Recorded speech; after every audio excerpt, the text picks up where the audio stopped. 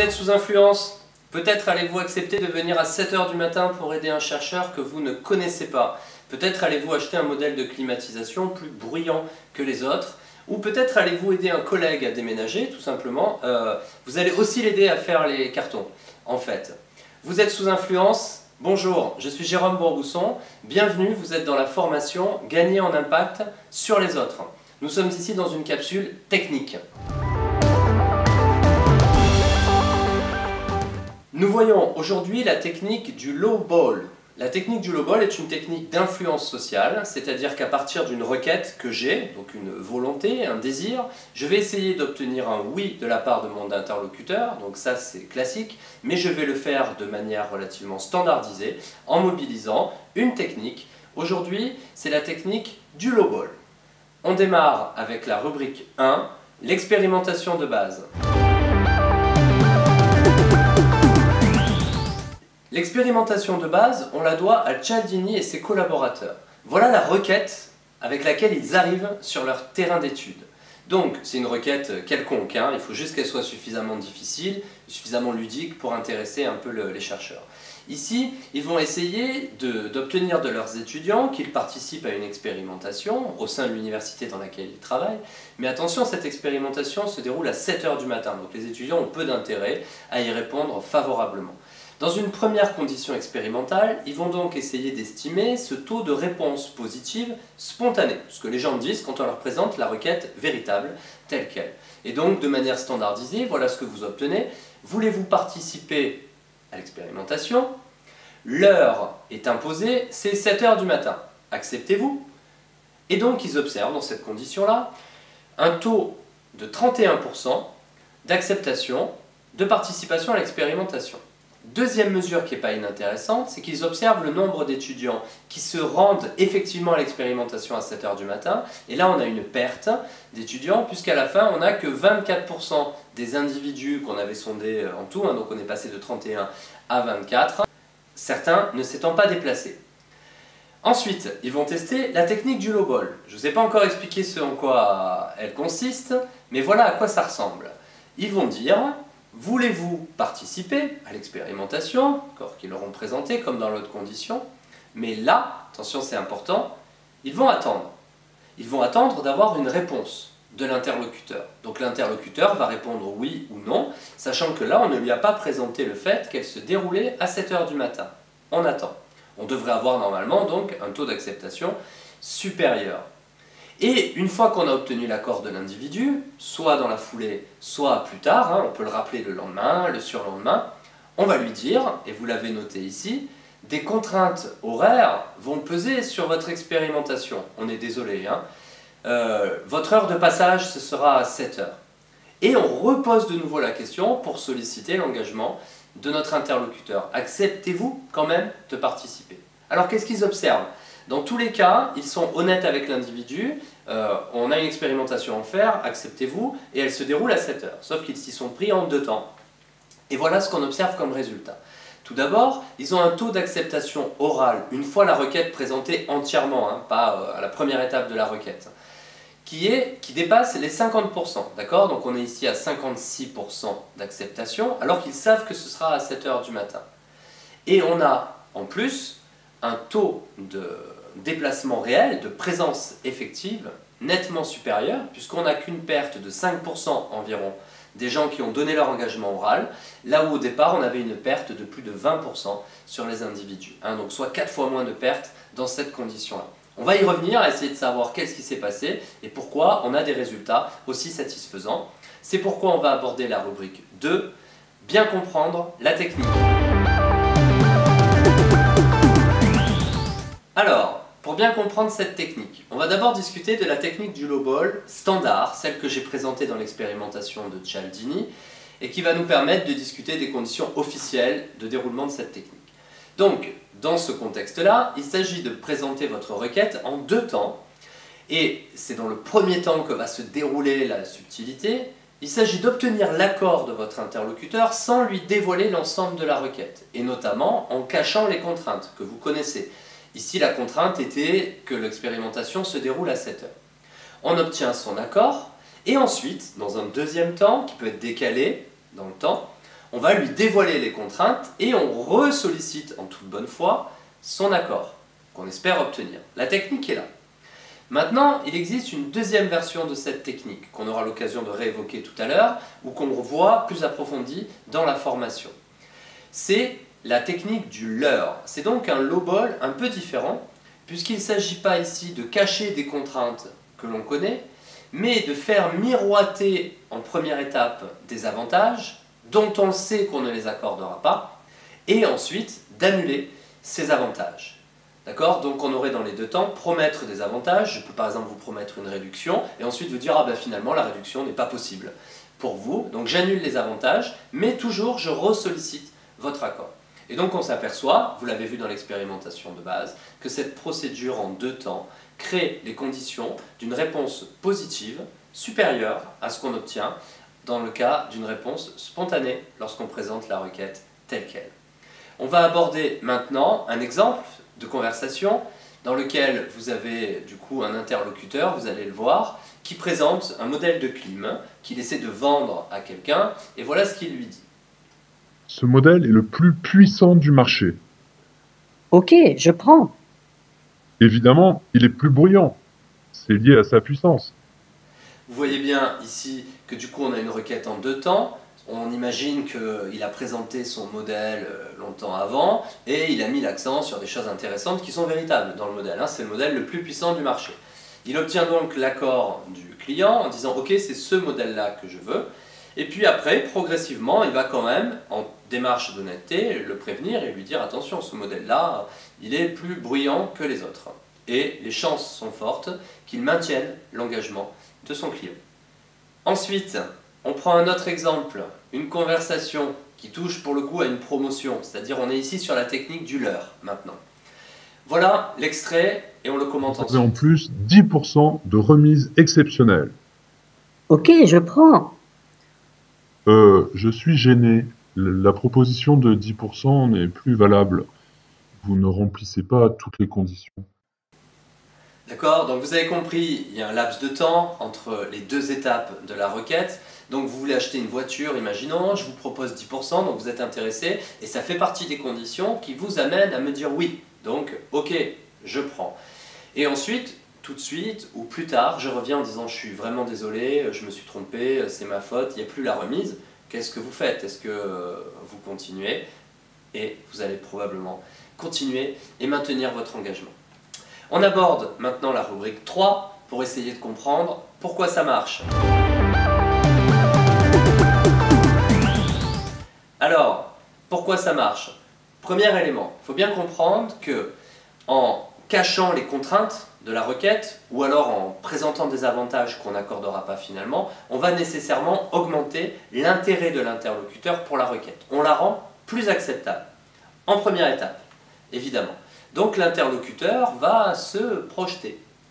Le deuxième élément important, et je l'ai noté ici, on l'avait dans l'expérimentation de Cialdini, c'est qu'on va avoir un taux de perte très faible post-dévoilement. Et c'est tout l'intérêt de la technique, parce que si à la fin on retrouvait le même taux d'acceptation, la technique n'aurait servi à rien. Donc ici, il va se passer quelque chose entre les deux étapes, qui font que, alors que j'ai accepté au départ, une fois qu'on me présente les inconvénients, eh ben, je ne les juge plus tout à fait de la même manière, j'ai tendance à les minorer, à ne pas les voir, en tout cas à maintenir ma réponse favorable initiale. Alors qu'est-ce qui se passe? Ce qui se passe, c'est que je me suis déjà projeté, j'ai déjà validé le système de climatisation en disant oui, c'est celui-là que je veux, par exemple. Ou j'ai déjà dit, bah oui, je participe à l'expérimentation, donc ok, je me voyais déjà à la faire. Bon, c'est plus contraignant que ce que je pensais quand même. Mais je maintiens mon engagement, je maintiens ma propre cohérence ou consistance comportementale. Ensuite, il y a une question d'image de soi qu'on va retrouver dans les facteurs explicatifs. Si jamais je refusais, vous m'avez proposé de participer à une expérimentation et puis à la fin vous me dites elle est à 7 heures, j'avais déjà accepté. Si je refuse, je vais quand même passer au fond de moi pour quelqu'un qui n'est pas aidant vis-à-vis de vous. Donc ça c'est pas forcément évident à accepter. De la même manière avec le commercial qui me vend une clim dont il a caché qu'elle était bruyante, j'ai validé le modèle. Si jamais je lui dis ah ben non c'est plus le modèle que je veux finalement, on recommence à zéro. vous comprenez que je vais aussi lui poser des soucis. Je mets un peu des grains de sable dans les rouages de notre conversation, on perd en fluidité, et souvent on n'aime pas se donner cette image de quelqu'un qui ralentit un peu le processus de négociation, ou en tout cas le processus d'accord entre les deux parties. C'est ce qu'on appelle une forme d'obligation de réalisation. Je me suis engagé et donc l'esprit se sent obligé d'aller au bout. Même si je peux toujours refuser, mais la tendance, elle est plutôt dans cette direction-là. Voyons un extrait de conversation autour d'un déménagement. Donc là, pour que vous compreniez, on m'a demandé de participer à un déménagement, peut-être en utilisant par exemple la technique de l'effort minuscule, pour ceux qui ont suivi cette capsule technique, et donc j'ai accepté de donner de mon temps pour le déménagement. Et là, votre collègue revient dans un deuxième temps, et c'est ce qu'on voit ici, pour vous présenter la requête de manière un tout petit peu différente. Oui, je t'appelle. Pour mon déménagement de samedi, j'aurais peut-être pas fini les cartons. Ça t'embête si quand t'arrives, il en reste quelques-uns à faire avant de tout transporter? D'accord? Donc vous voyez, déjà vous n'aviez pas trop envie d'aller à ce déménagement, mais la technique de l'effort minuscule, peut-être mobilisée, vous a conduit à accepter. Bon, mais heureusement qu'au départ, il n'avait pas dit qu'en plus, il fallait l'aider à faire les cartons. Il le savait très bien qu'il n'aurait jamais le temps. D'ailleurs, il avait prévu de se faire aider pour faire les cartons. Et là, il vous présente cet état de fait, qui, quand vous arrivez, ne soyez pas surpris, il y aura probablement encore des cartons à faire, et il vous redemande votre accord. Que faites-vous? Est-ce que vous dites « Ah ben non, les conditions ne sont plus réunies, je refuse, ta démarche n'est pas honnête, ou en tout cas ça ne correspond pas à l'engagement que j'avais initialement, et en toute objectivité, je me dois de refuser ». Probablement que vous allez dire « Bon, bah, ok, on fera ce qu'on peut, on continuera, je serai là quand même ». Et vous êtes alors sous influence. On passe à la rubrique 4, c'est le résumé. Alors, pour résumer, on y va. Premièrement, il vous faut attirer autrui en lui masquant un petit peu les points faibles de votre requête, c'est-à-dire ne lui tendez pas non plus le bâton pour vous faire battre. Mais en toute honnêteté, il faudra les mettre dans la balance à un moment donné. Ensuite, il faut attendre son accord, il faut l'obtenir, attendre son engagement, et là, laisser peut-être filer un peu de temps. Et finalement, dévoiler les points faibles de votre requête, et n'oubliez pas de réitérer la demande pour demander son engagement. C'est cet élément-là qui fait le taux de rétention important, c'est-à-dire que les individus ne se désengagent pas du processus, c'est parce qu'on a ressollicité leur accord. On passe à la rubrique 5, les conditions d'efficacité. Alors, les conditions d'efficacité, comment ça marche? Les cas dans lesquels ça marche bien et les cas dans lesquels ça marche peut-être un peu moins bien. Ça va marcher très bien chaque fois que l'individu va en plus s'engager dans des actes, en plus de son accord oral. Imaginons la question de l'expérimentation à 7 h du matin. Vous vous êtes engagé oralement et on attend de vous que vous vous déplaciez. Si jamais je vous présente le matin même où vous êtes là, à 7 h, vous êtes venu, qu'en fait l'expérimentation ne va pas durer 30 minutes, mais que des événements qu'on ne contrôle pas font que l'expérimentation va durer 50 minutes. Est-ce que vous acceptez quand même de participer? Eh bien, vous voyez que vous êtes là, vous êtes sur place, vous vous êtes réveillé, donc même si ça n'est plus le même contexte, eh bien, vous allez accepter. Parce que vous avez déjà engagé des actes, et tout ça augmente votre besoin de consistance comportementale, et de se dire que vous n'avez pas perdu votre temps, qu'il y a de la logique dans ce que vous faites. Donc, chaque fois qu'on voudra augmenter le sentiment que l'individu a d'être redevable, cette obligation de réalisation qu'il peut ressentir, on essaiera de l'engager dans des actes, on pourrait appeler des actes un peu préparatoires, mais des actes qui viennent plutôt renforcer le processus pour obtenir son accord une fois qu'on présentera les contraintes totales de notre requête.